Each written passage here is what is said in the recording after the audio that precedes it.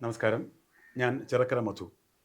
സമുദ്ര vision channel സംപ്രേഷണം ചെയ്യുന്ന ജീവിത വിജയം ആത്മീയതയിലൂടെ എന്ന പ്രോഗ്രാമിൻ്റെ പുതിയ ഒരു എപ്പിസോഡിലേക്ക് ഏവർക്കും സ്വാഗതം. സ്വന്തം ജീവിത അനുഭവങ്ങളിലൂടെ ആത്മീയതയിലേക്ക് ഇറങ്ങുകയും അതിൻ്റെ ആഴങ്ങളിൽ സ്വന്തം ജീവിത വിജയത്തിന് ഇത് എത്രമാത്രം ഗുണപ്രദമാവും എന്ന കാര്യം കണ്ടെത്തുകയും അത് നമ്മുടെ പ്രേക്ഷകർക്ക്, സാധാരണ ജനങ്ങൾക്ക് ഉപകാരപ്രദമായ രീതിയിൽ അവതരിപ്പിക്കാൻ വേണ്ടിയിട്ട് ഇന്ന് നമ്മോടൊപ്പം ഒരു അതിഥി ചേരുന്നു. ശ്രീ അനിൽകുമാർ സാർ. നമസ്കാരം സാർ. നമസ്കാരം സാർ, ഒരു ഈശ്വര വിശ്വാസി ആയ ഒരാൾ അദ്ദേഹത്തിൻ്റെ ഭാഗ്യ നിർഭാഗ്യങ്ങളെ സംബന്ധിച്ചുള്ള എല്ലാ കാര്യങ്ങളും ഈശ്വരനിൽ അർപ്പിച്ചുകൊണ്ട് മുന്നോട്ട് പോകുമ്പോൾ ചില അവസരങ്ങളിൽ അദ്ദേഹത്തിന് ജീവിതത്തിൽ ഭയങ്കരമായ പരാജയങ്ങൾ സംഭവിക്കുമ്പോൾ ഒരു ഘട്ടത്തിൽ അദ്ദേഹം വിചാരിക്കുകയാണ്, ഈശ്വരൻ ഉണ്ടോ? ഇങ്ങനെ ഒരു ചോദ്യം, ഒരു സംശയമായി അങ്ങയോട് ചോദിച്ചാൽ എന്തായിരിക്കും അങ്ങയുടെ മറുപടി? നല്ലൊരു ചോദ്യം സാറ് ചോദിച്ചത്. ഈശ്വരനുണ്ടോ? കാര്യം പലരുമായി ഞാൻ ഈ സബ്ജക്റ്റ് സംസാരിക്കുമ്പോൾ അവരെല്ലാം ഇങ്ങനൊരു സംശയം എന്നോട് ചോദിച്ചിട്ടുണ്ട്. ഈശ്വരൻ യഥാർത്ഥത്തിൽ ഉണ്ടോ? പൊങ്കാല അർപ്പിക്കുക, ഹോമം നടത്തുക, വായന നടത്തുക, ഇതുപോലുള്ള കർമ്മങ്ങളെല്ലാം നടത്തിപ്പോയിരുന്ന് എൻ്റെ വീട്ടിൽ തന്നെ തിരിച്ചടികൾ വന്നപ്പോഴാണ് ഞാൻ ആദ്യം ഈ കൊണ്ടുപോകുന്ന ആചാരങ്ങൾ ശരിയാണോ അല്ലയോ എന്ന് ഒരന്വേഷണത്തിലേക്ക് ഞാൻ ഇറങ്ങുന്നത്. ദൈവമുണ്ടോ എന്നുള്ള അന്വേഷണത്തിൽ ദൈവമുണ്ടെന്നും നമ്മൾ ഈ കാണുന്നത് ഒക്കെ ദൈവമല്ലെന്നും ദൈവത്തിൻ്റെ ഓരോ വകഭേദങ്ങളാണെന്നും അപ്പോൾ സാറിനോട് എനിക്ക് ആധികാരികമായിട്ട് പറയാൻ പറ്റും. ദൈവമുണ്ട്, ഈശ്വരനുണ്ട്, ബ്രഹ്മമുണ്ട്, പരബ്രഹ്മമുണ്ട്. അപ്പോൾ സാറിന് ഇതിനെപ്പറ്റി ഒരു ഐഡിയ കിട്ടിയിട്ടുണ്ടാവുമെന്ന് വിചാരിക്കുന്നു. സാറ് പറഞ്ഞതിൽ കുറച്ചധികം കാര്യങ്ങൾ സാറ് പറഞ്ഞു കഴിഞ്ഞു.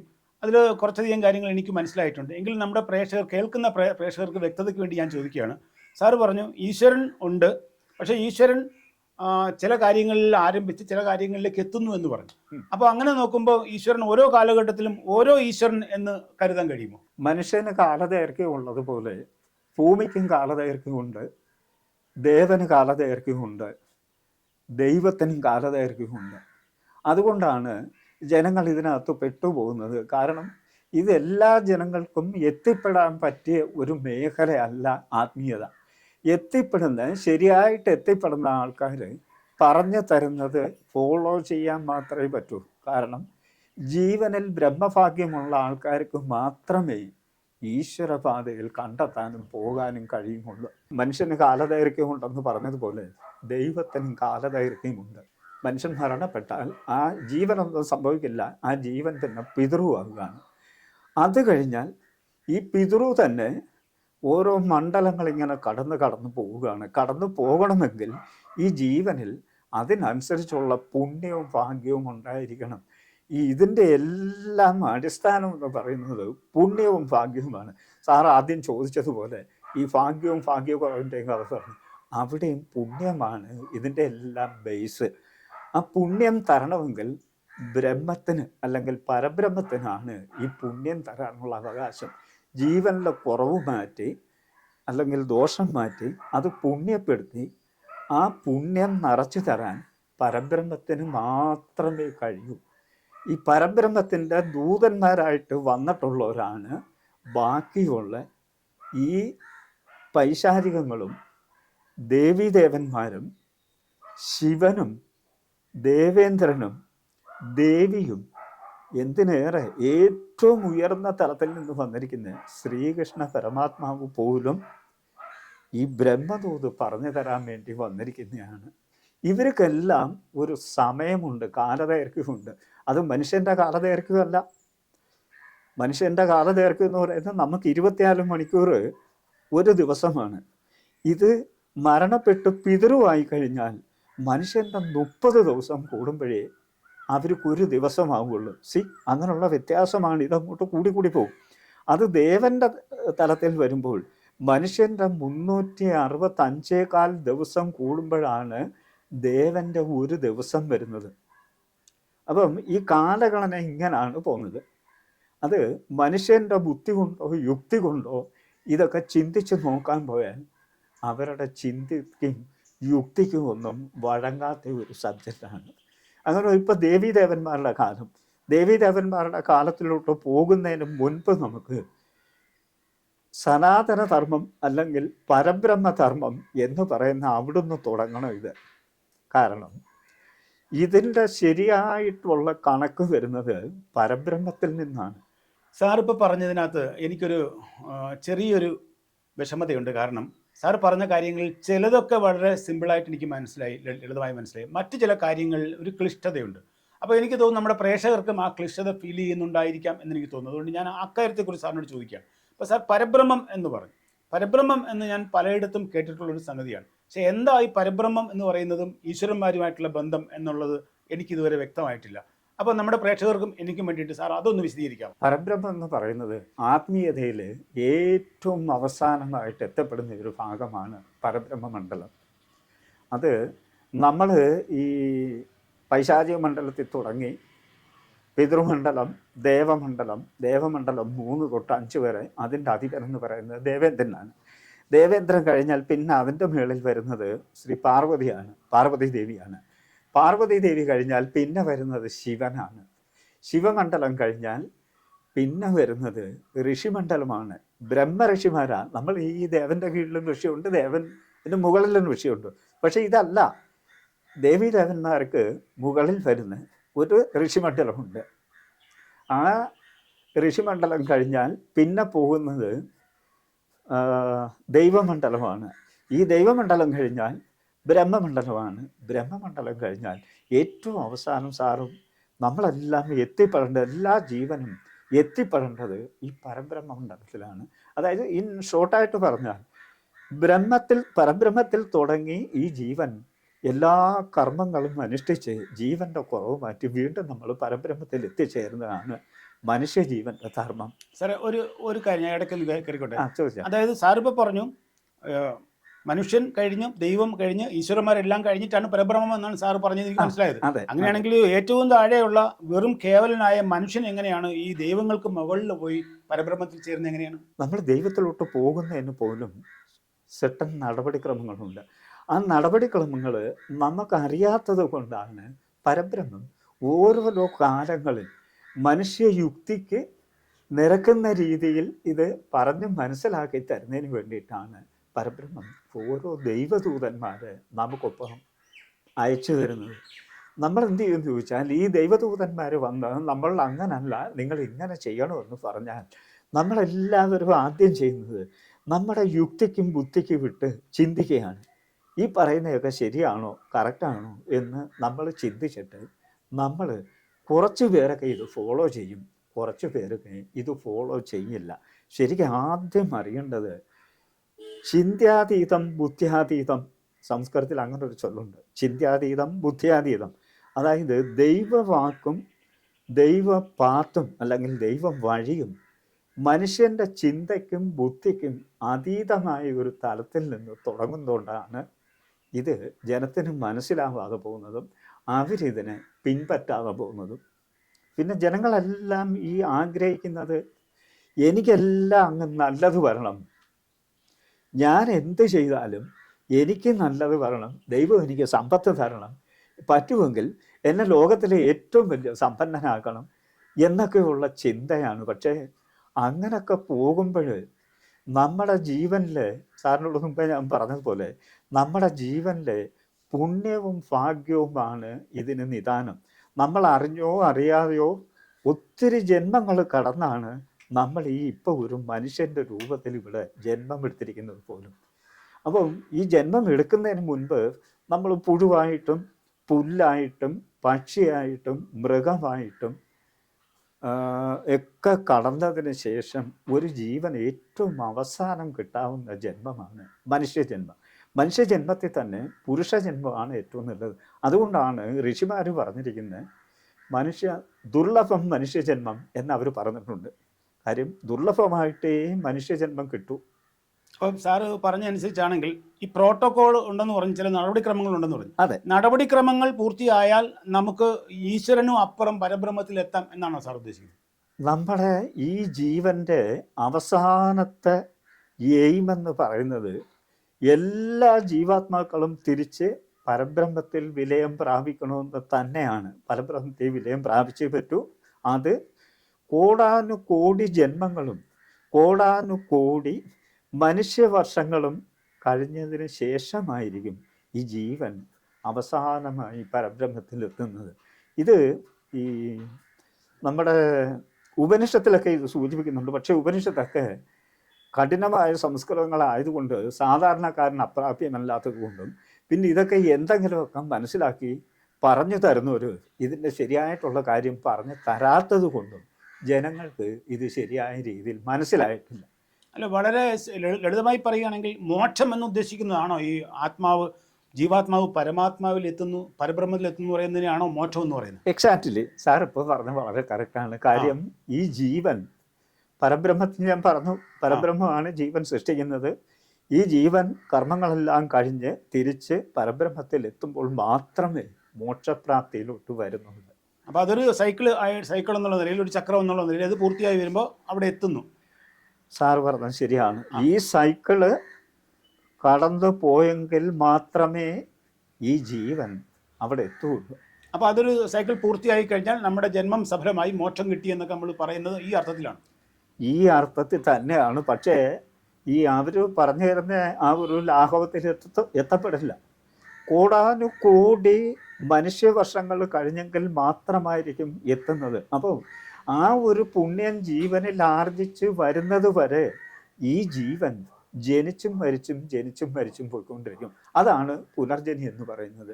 അപ്പോൾ ഓരോരുത്തരുടെ ലക്ഷ്യം, സാധാരണക്കാരുടെ ഒക്കെ ആഗ്രഹം, എൻ്റെ ജീവിതത്തിൽ പ്രശ്നങ്ങൾ ഉണ്ടാവരുത്, നല്ല ജീവിതമായിരിക്കണം, എനിക്ക് ധാരാളം പണം ഉണ്ടാവണം, വസ്തു ഉണ്ടാവണം, ഇതൊക്കെ സാധാരണ ഇപ്പൊ എന്നെ പോലുള്ള സാധാരണക്കാരന്റെ ആഗ്രഹമാണ് ഇതെല്ലാം. അതെ, ഈ ആഗ്രഹം തെറ്റാണെന്നാണോ സാറ് പറഞ്ഞു വരുന്നത്? അല്ല, കാര്യം ഈ എല്ലാ ജനങ്ങളും നല്ല രീതിയിൽ ജീവിക്കണമെന്നും അസുഖങ്ങളും ദോഷങ്ങളും ഇല്ലാതെ ജീവിച്ചു പോകണം തന്നെയാണ് പരബ്രഹ്മത്തിൻ്റെ ആഗ്രഹം. പരബ്രഹ്മം ഒരിക്കലും ഒരു ഡിസ്ട്രോയറേ അല്ല ബ്രഹ്മം. അത് ആലോചിച്ചോണം.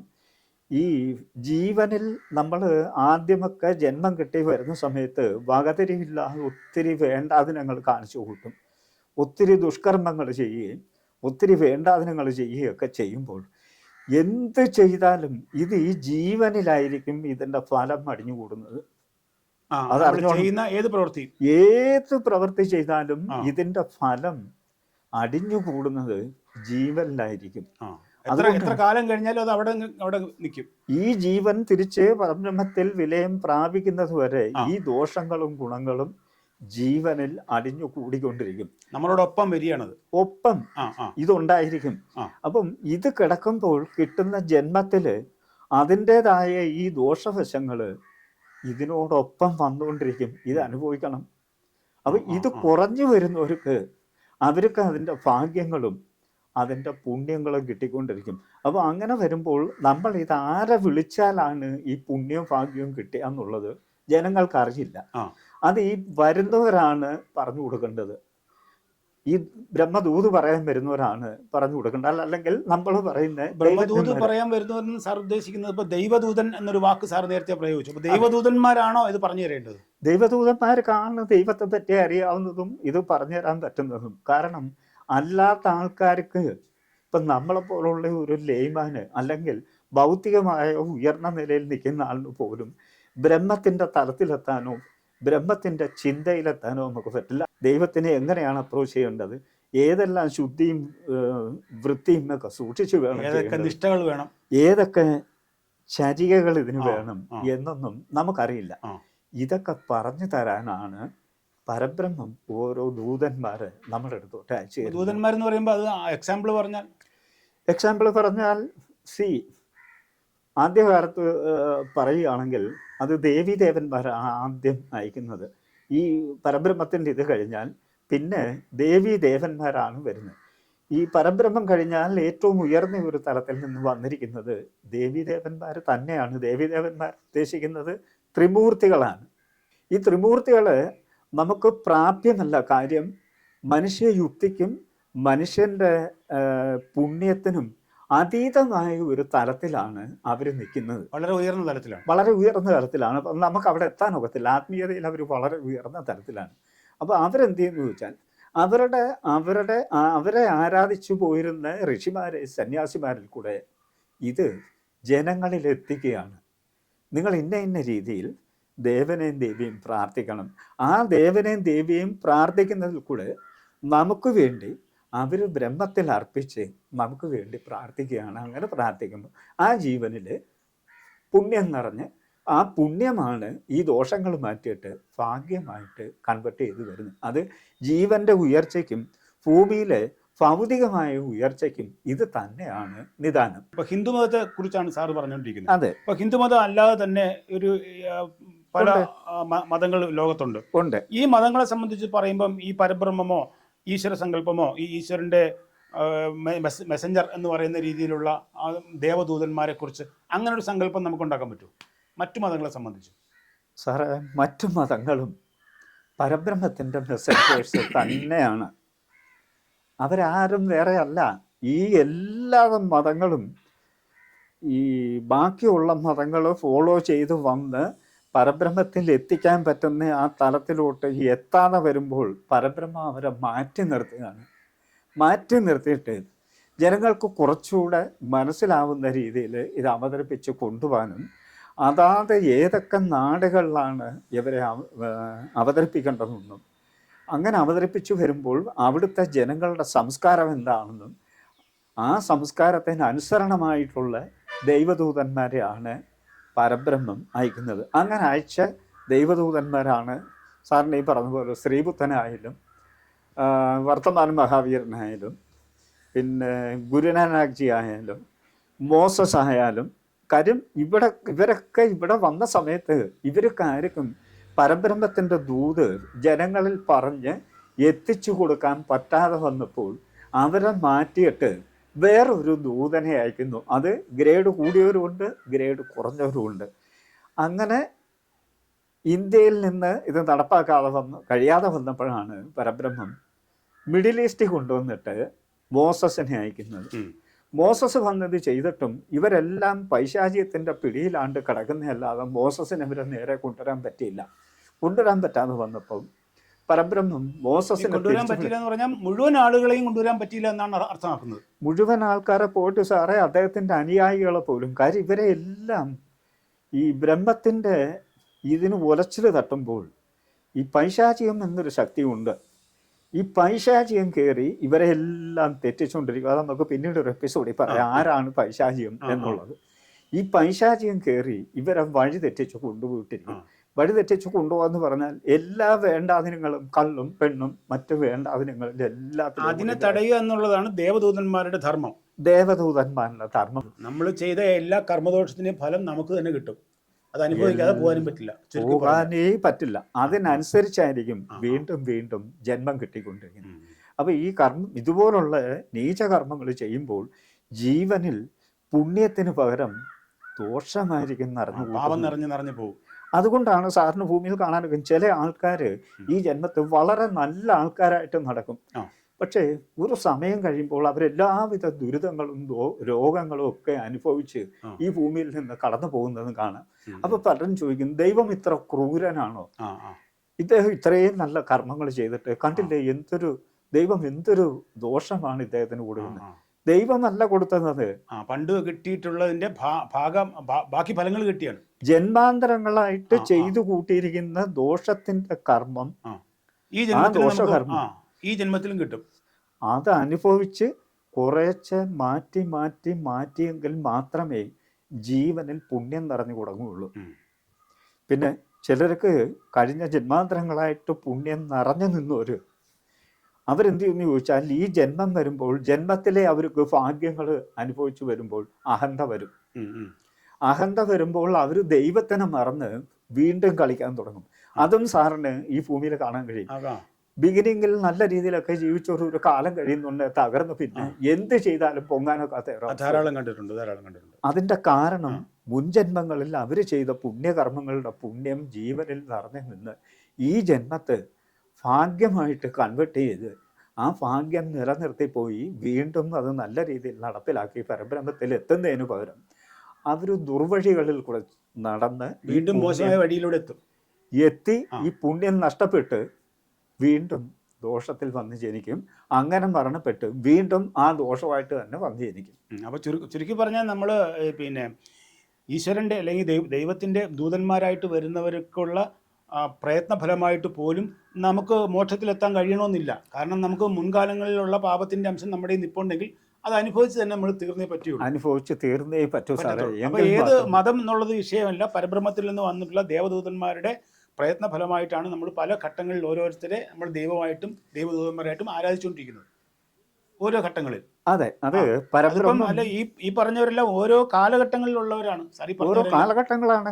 ശ്രീബുദ്ധന്റെ കാലഘട്ടം അല്ല, ഗുരുനാനാക്കിന്റെ കാലഘട്ടം അല്ലല്ല, അതിന്റെ കാലഘട്ടം അല്ല, മോസസിന്റെ കാലഘട്ടം അല്ല. അപ്പൊ ഏത് മതത്തിന്റെ കാര്യം എടുത്താലും ഓരോ കാലഘട്ടത്തിനനുസരിച്ച് ഇത് ചെയ്യുന്നു എന്ന് പറഞ്ഞാൽ ഇത് നിയന്ത്രിക്കുന്നതിന് ആരോ ഒരു ശക്തി ഉണ്ട് എന്നുള്ളതാണ് അതിന്റെ അർത്ഥം. അതെ, അതിനെയാണ് നമുക്ക് പരബ്രഹ്മമായിട്ട് കരുതാവുന്നത്. എക്സാക്ട്ലി. അപ്പൊ വിവിധ കാലഘട്ടങ്ങളിൽ വിവിധ രാജ്യങ്ങളിൽ വ്യത്യസ്തമായ മതങ്ങളിൽ നിന്നൊക്കെ ദേവദൂതന്മാർ ഉണ്ട് എന്ന് സാറ് പറഞ്ഞത് എനിക്ക് മനസ്സിലായി.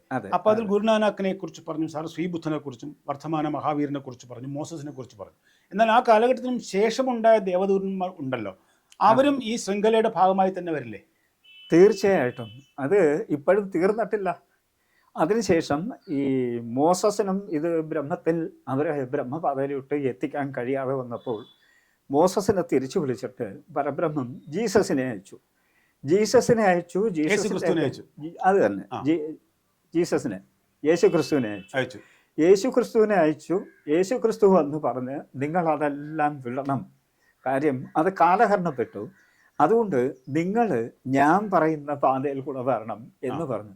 അപ്പൊ ഇത് അനുസരിക്കുന്ന ഒരു വിഭാഗവും അന്ന് ഈ ഓർത്തഡോക്സ് ആയിട്ടുള്ള കുറെ ആൾക്കാരുണ്ട്. ഇതെന്താണ് പറയുന്നതെന്നും മനസ്സിലാവാതെ പിന്നെ എന്നും ഏത് കാലത്തും എന്തിനും എതിർക്കുന്ന ഒരു വിഭാഗം അന്നുകൊണ്ട് ഇന്നുകൊണ്ട് അതിൻ്റെ നല്ല വശങ്ങളും ചീത്ത വശങ്ങളും മനസ്സിലാക്കാതെ കണ്ട് എതിർക്കുന്ന ഒരു വിഭാഗമുണ്ട്. അതിലപ്പോഴും കുറേ ആൾക്കാർ ഇതിനെ എതിർത്തു. അപ്പോഴും ജീസസ് പറഞ്ഞു, ഞാൻ പറയുന്നത് ബ്രഹ്മത്തിൻ്റെ വഴിയാണ്, നിങ്ങൾ അതിന് സമയം കഴിഞ്ഞതുകൊണ്ട് എൻ്റെ പാതയിൽ കൂടെ ആണ് ഇനി മുന്നോട്ടുള്ള പോക്ക്, അതിന് വരണമെന്ന് പറഞ്ഞപ്പോൾ കുറേ പേര് വന്നു, കുറേ പേര് വരാതിരുന്നു. അദ്ദേഹത്തിൻ്റെ സമയദൈർഘ്യം വളരെ കുറവായിരുന്നതുകൊണ്ട് അദ്ദേഹത്തിൻ്റെ സമയദൈർഘ്യം വളരെ കുറവാണ്. ദൈവദൂതനെ പിശാച് പിടിച്ചു പോവുകയാണ്.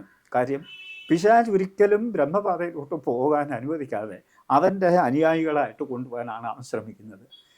അപ്പോൾ ഈ പിശാച് കൂടെ ചേർന്നുകൊണ്ട് ആ ദൈവദൂതന് ക്രൂശിൽ തറയ്ക്കുകയാണ്. കാര്യം സ്നേഹം ഏറ്റവും നല്ല രീതിയിൽ കാണിച്ചു തന്നത് ജീസസ് ആണ്. അത്രയും വേറെ ആരും കാണിച്ചു തന്നിട്ടില്ല. ജീസസ് പറഞ്ഞത് വെറും 33 വർഷം മാത്രം ജീവിക്കാനേ അദ്ദേഹത്തിന് സമയം കൊടുത്തുള്ളൂ. അദ്ദേഹത്തിന് അതിനുള്ള സമയമേ കിട്ടിയിട്ടുള്ളായിരുന്നു. അപ്പൊ ഇവരെല്ലാം തന്നെ ദൈവദൂതന്മാരാണ്, പരബ്രഹ്മത്തിൻ്റെ ദൂതന്മാരാണ്. ഓരോരോ സമയങ്ങളിൽ ഓരോരോ കാലങ്ങളിൽ അതാത് കാലത്തിൻ്റെ സംസ്കാരവും രീതികളും ജനങ്ങളുടെ ഭൗതിക തലവും ഒക്കെ കണക്കിൽ കൂട്ടിയാണ് ഓരോരോ തലങ്ങളിൽ ഓരോ ദൈവദൂതന്മാരെ അയച്ചിരിക്കുന്നത്. അത് കഴിഞ്ഞാൽ പിന്നെ മുഹമ്മദ് നബിയെയാണ് വിടുന്നത്. ജീസസ് എത്താതെ വന്നപ്പോൾ പിന്നെ മുഹമ്മദ് നബിയെ അറേബ്യയിൽ ജനിപ്പിക്കുകയാണ്. അറേബ്യയിൽ അന്ന് വളരെ മോശമായ ഒരു ആചാരവും ഭൗതികമായി വളരെ താഴ്ന്ന ഒരു നിലയിലുമാണ് അവരുണ്ടായിരുന്നത്.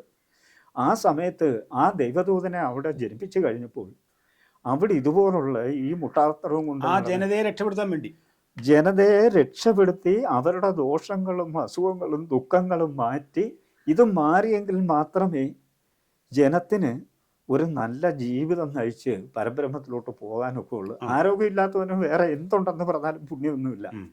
ഇത് പറഞ്ഞു കൊടുക്കുന്ന ഈ ദൈവദൂതനെ അവിടെ ഉണ്ടായിരുന്നവർ മാക്സിമം ഉപദ്രവിക്കുകയാണ്. ഉപദ്രവിച്ചപ്പോൾ അദ്ദേഹം എന്ത് ചെയ്തെന്ന് ചോദിച്ചാൽ ആദ്യമൊക്കെ പാവം ഓടി രക്ഷപ്പെടുകയാണ് ഇവരുടെ ഇടയിൽ നിന്ന്. പിന്നെ ഈ മുട്ടാളന്മാരായതുകൊണ്ട് അദ്ദേഹത്തിന് ദൈവം തന്നെ അറിയിപ്പ് കൊടുക്കുകയാണ്, നിനക്ക് ഈ രീതിയിൽ ഇവരെ കൊണ്ടുപോകാനൊക്കത്തില്ല, കാരണം സാംസ്കാരികമായിട്ട് വളരെ പിന്നിലാണ് അവർ. അങ്ങനെ വരുമ്പോൾ നീ അവരെ ഉപദ്രവിച്ചെങ്കിലേ പറ്റൂ, ഇവരെ ഉപദ്രവിച്ച് തന്നെ മാറ്റിയെടുക്കണം. ഉപദേശം കൊണ്ട് രക്ഷപ്പെടില്ല, ഉപദേശം കൊണ്ട് രക്ഷപ്പെടുന്ന ഒരു സമൂഹമല്ലെന്ന് മനസ്സിലാക്കിക്കൊണ്ട് നീ ഉപദ്രവം കൊണ്ട് തന്നെ ചെയ്യാൻ തുടങ്ങി. അല്ലെങ്കിൽ ഈ ദൈവദൂതനെ ഇവരെ നിഗ്രഹിക്കുമായിരുന്നു. ആയുധം എടുക്കേണ്ട അവസ്ഥയിലേക്ക് ആയുധം എടുത്തു പോരാടി അദ്ദേഹം ഇത് കുറച്ച് കഠിനമായ രീതിയിലാണ് നടപ്പിലാക്കിയത്. അങ്ങനെയാണ് മുഹമ്മദ് നബി അവസാനമായിട്ട് വന്ന പ്രവാചകൻ എന്ന് അവർ പറയുന്നത്. അതുകൊണ്ടാണ് എന്ത് പറ്റി, ഈ ജീസസിനും മോസസിനും മുഹമ്മദ് നബിക്കും വർത്തമാന മഹാവീരനും ഈ ഗുരുനാനാക്കിക്കും ഗുരുനാനക്കും ശ്രീബുദ്ധനും എല്ലാം ഒന്ന് കൊടുത്ത് നിങ്ങൾ ഇതിനെ ആരാധിക്കുമെന്ന് പറഞ്ഞു കൊടുക്കാൻ അവർക്ക് പറ്റിയില്ല. കാരണം അവരാ വഴി അങ്ങ് എത്തിക്കാൻ അവർക്ക് പറ്റിയില്ല. പറഞ്ഞു കിട്ടുന്നതിന് മുമ്പ് അവരുടെ സമയം കടന്നുപോയി. അവർക്ക് പൂർണ്ണമായി അവരുടെ ലക്ഷ്യത്തിൽ എത്താൻ കഴിഞ്ഞില്ല. അത് ഇതിനു മുമ്പ് വന്ന ശ്രീകൃഷ്ണ പരമാത്മാവിന് പോലും എത്തിക്കാൻ കഴിഞ്ഞില്ല. അത് വേറൊന്നും കൊണ്ടല്ല, ശ്രീകൃഷ്ണൻ എത്തിക്കാൻ കഴിയാതെ പോയത് അദ്ദേഹം വന്ന് സമയം തെറ്റിപ്പോയി. അദ്ദേഹം ദ്വാപരത്തിന്റെ അന്ത്യത്തിൽ വന്നിട്ട് കലിയുഗത്തിലാണ് ഇത് നടപ്പിലാക്കാൻ തുടങ്ങുന്നത്. ദ്വാപരത്തിലെ ദൈവത്തിന് ഒരിക്കലും കലിയുടെ കാര്യം നടപ്പിലാക്കിക്കൊണ്ട് പോകാനൊക്കില്ല. കാലഘട്ടം തെറ്റിപ്പോയി. അതുകൊണ്ടാണ് ശ്രീകൃഷ്ണനെ നടത്തി എത്തിക്കാൻ പറ്റാതെ പോയി. അപ്പോൾ ചുരുക്കത്തിൽ ഞാനൊന്ന് പറഞ്ഞിട്ടെ സാറേ, അതായത് ഇപ്പം നമ്മൾ ചർച്ച ചെയ്ത കാര്യം ഈശ്വരന്റെ അസ്തിത്വത്തെ സംബന്ധിച്ചാണ് നമ്മൾ പറഞ്ഞു വന്നത്. അതെ. അപ്പോൾ ഈശ്വരന്റെ അസ്തിത്വത്തെ സംബന്ധിച്ച് പറഞ്ഞു വന്നപ്പോഴത്തേക്ക് ഇപ്പോൾ സാറ് പറഞ്ഞ കാര്യങ്ങൾ വെച്ചിട്ട് എനിക്ക് ഒന്ന് കൺക്ലൂഡ് ചെയ്യാൻ ഞാൻ നോക്കി. എനിക്ക് മനസ്സിലായ കാര്യം, നമ്മളെ പ്രേക്ഷകർക്ക് മനസ്സിലായ കാര്യം ഇതാണ്: പരബ്രഹ്മം എന്നതാണ് ഏറ്റവും ആത്യന്തികം. അതെ. പരബ്രഹ്മത്തിന്റെ ദൂതന്മാരാണ് ഈ ഈശ്വരന്മാർ എന്ന് നമ്മൾ കരുതുന്നവരും, ഈ ദൈവദൂതന്മാരെന്ന് കരുതുന്നവരും, പ്രവാചകന്മാരെന്ന് കരുതുന്ന എല്ലാം ഒരു ആത്യന്തികമായ ഒരു തലത്തിൽ നിന്ന് വന്നവരാണ്, അയച്ചിട്ടുള്ളവരാണ്. അതെ. അപ്പോൾ അവര് നമ്മൾ ഈശ്വരൻ ഉണ്ട് എന്നത് നമുക്ക് കൃത്യമായും ഉറപ്പായും പറയാവുന്ന ഒരു അവസരമാണ്. ഈശ്വരൻ ഉണ്ട്, 100% ഈശ്വരനുണ്ട്. ചുരുക്കത്തിൽ ഈശ്വരൻ ഉണ്ട് എന്ന് ഉറപ്പിച്ച് തന്നെ ശ്രീ അനിൽകുമാർ സാർ നമ്മളോട് പറയുകയാണ്, ഈശ്വരൻ ഉണ്ട്. പക്ഷേ ഈശ്വരൻ ഉണ്ട് എന്ന് പറയുമ്പോഴത്തേക്ക് അതിനകത്ത് മതങ്ങളുടെ പശ്ചാത്തലം വരുന്നുണ്ട്. അതൊന്നും ഈശ്വരന്റെ സാന്നിധ്യത്തിനോ, ഈശ്വരൻ എന്ന് പറയുന്ന ഏറ്റവും മുകളിലുള്ള ഉന്നതമായ ഒരു സംഗതി, അത് പരബ്രഹ്മം എന്നാണ് അദ്ദേഹം പറഞ്ഞത്. എനിക്കത് മനസ്സിലായി, നിങ്ങൾക്ക് മനസ്സിലായെന്ന് ഞാൻ കരുതുന്നു. പരബ്രഹ്മം എന്ന് പറയുന്നതിൻ്റെ ഒരു ശൃംഖല താഴേക്ക് വരുന്നുണ്ട്. ആ ശൃംഖലയുടെ ഭാഗങ്ങളാണ് ഈശ്വരന്മാർ എന്ന് പറയുന്നത്. എല്ലാ മതത്തിലുമുള്ള ഈശ്വരന്മാർ, ദൈവദൂതന്മാർ, പ്രവാചകന്മാർ എല്ലാം അതിന്റെ ഒരു കണ്ടിന്യൂഷൻ ആണെന്ന് മനസ്സിലാക്കുന്നു. അത് എല്ലാവരും വന്നിരിക്കുന്നത്, ഒരു മിനിറ്റ് സാറിനോട് പറഞ്ഞു, എല്ലാവരും വന്നിരിക്കുന്നത് മനുഷ്യനെ നന്നാക്കാൻ വേണ്ടി മാത്രമാണ്, അല്ലാതെ മതം തിരിഞ്ഞ് തമ്മിലടിക്കാനൊന്നുമല്ല. അവർ ഒരു ദൈവദൂതനും പറഞ്ഞിട്ടില്ല നിങ്ങൾ തമ്മിലടിക്കണമെന്ന്. അവർ പറയുന്നത് ഇതിൻ്റെ സമയം കഴിഞ്ഞു, അതിനെ ഇനി നിങ്ങൾ ഫോളോ ചെയ്താൽ ബ്രഹ്മത്തിലെത്താനുള്ള വഴി കിട്ടില്ല, നിങ്ങളുടെ ജീവൻ്റെ ദോഷം മാറ്റിയിട്ട് നിങ്ങൾക്ക് പുണ്യപ്പെടുത്തി നിങ്ങളുടെ ജീവനെ ഭാഗ്യപ്പെടുത്തി, ഭൂമിയിൽ ജീവിക്കണമെങ്കിൽ പോലും പുണ്യം ഭാഗ്യം വേണം, അതിൽപ്പെടുത്തി വരാൻ കഴിയില്ല. അതുകൊണ്ട് നിങ്ങൾ അത് വിട്ടിട്ട് ഇതിൽ വരാനേ പറഞ്ഞിട്ടുള്ളൂ. ഒരു കാരണവശാലും ഈശ്വരന്റെ അനുയായികളും നമ്മൾ കരുതുന്നവരോ അല്ലെങ്കിൽ പ്രവാചകന്മാരോ ദേവദൂതന്മാരോ ഒന്നും തന്നെ മറ്റാരെയും ഉപദ്രവിക്കാൻ പറഞ്ഞിട്ടില്ലെന്ന് മാത്രമല്ല, നമ്മുടെ കർമ്മങ്ങൾ മറ്റുള്ളവർക്ക് ഉപകാരപ്രദമായി തീരാൻ മാത്രമേ അവർ പറഞ്ഞിട്ടുള്ളൂ. മാത്രമല്ല, നമ്മുടെ ഭൂമിയിൽ ജീവിക്കുന്ന നമ്മൾ സാധാരണക്കാർ പോലും മറ്റുള്ളവർക്ക് ഉപകാരപ്രദമായ രീതിയിൽ പ്രവർത്തിക്കുക, നമുക്ക് കൂടുതൽ പുണ്യഫലങ്ങൾ കിട്ടുക, പാപഫലങ്ങൾ കുറഞ്ഞു വരിക. ഇതാണ് നമ്മുടെ നിർഭാഗ്യങ്ങൾ മാറാനുള്ള ഏറ്റവും വലിയ മാർഗം എന്ന് പറയുന്നത്. നമുക്ക് നിർഭാഗ്യമുണ്ടെങ്കിൽ ഈ ജന്മത്തിലോ കഴിഞ്ഞ ജന്മത്തിലോ നമ്മൾ ചെയ്തിട്ടുള്ള പാപത്തിന്റെ അംശം നമ്മളെ ഇങ്ങനെ ഞെരുക്കി കൊണ്ടുവരുന്നത് കൊണ്ടാണ്. അതില്ലാതിരിക്കാൻ ഒറ്റ വഴിയേ ഉള്ളൂ: പുണ്യപ്രവൃത്തികൾ പരമാവധി ചെയ്യുക. ഈശ്വരൻ ഉണ്ട്, ഈശ്വരൻ വിവിധ രൂപങ്ങളിലാണ് എന്ന് നമ്മൾ മനസ്സിലാക്കുന്നു. എങ്കിലും ഈശ്വരൻ എന്ന് പറയുന്നത് ഒരു കാര്യത്തിൽ നിന്ന് തുടങ്ങുന്നു, ഒരു മഹാശക്തിയിൽ നിന്ന് തുടങ്ങുന്നു എന്ന് അദ്ദേഹം പറഞ്ഞു. നമ്മൾ തുടക്കത്തിൽ തന്നെ പറഞ്ഞു, ഈശ്വരനെ ആരാധിക്കുന്നു, ഈശ്വരനെ മനസ്സിൽ ധ്യാനിച്ചുകൊണ്ട് നടന്നിട്ട് പോലും എനിക്ക് നിർഭാഗ്യങ്ങളിൽ ഇടകലർന്നു വരുന്നു, ചില സമയത്ത് നിർഭാഗ്യം തന്നെ വരുന്നു, എന്തുകൊണ്ട് എന്ന് സങ്കടപ്പെട്ടിരുന്നു എന്നാലാണ് നമ്മൾ ഈ എപ്പിസോഡ് ആരംഭിച്ചത്. ഇപ്പോൾ നമുക്ക് അദ്ദേഹം പറഞ്ഞതിൽ നിന്നും എന്തുകൊണ്ടാണ് അതിന് കാരണം, എന്താണ് അതിന് കാരണമെന്ന് മനസ്സിലായി എന്ന് ഞാൻ കരുതുന്നു. കുറേയെങ്കിലും നിങ്ങൾക്കും മനസ്സിലായി എന്ന് ഞാൻ കരുതുന്നു. നമുക്ക് അടുത്തൊരു എപ്പിസോഡിൽ കാണാം. അതുവരെ എല്ലാവർക്കും നന്ദി.